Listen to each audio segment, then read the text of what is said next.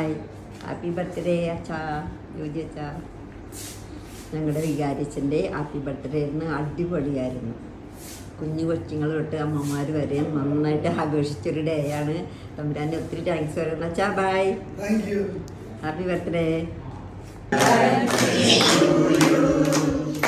Happy birthday to you. Happy birthday to you.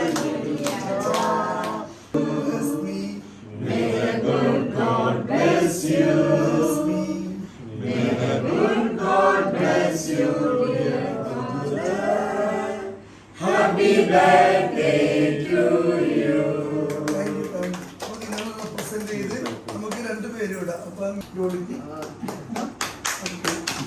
ചെറുപ്പം മുതലേ കിട്ടി ശീലിച്ച ഒന്നായതുകൊണ്ട് അതിപ്പോഴും ആ ഒരു ആഘോഷത്തോടു കൂടെ അത് തുടരുന്നു എന്നുള്ളതാണ്.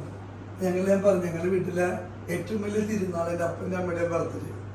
അതുകൊണ്ട് തന്നെ അപ്പൻ്റെ അമ്മയുടെ ഉത്തരവാദിത്വമാണ് മക്കളുടെ ബർത്ത്ഡേ ഗ്രാൻഡായിട്ട് ആഘോഷിക്കുക എന്നുള്ളത്.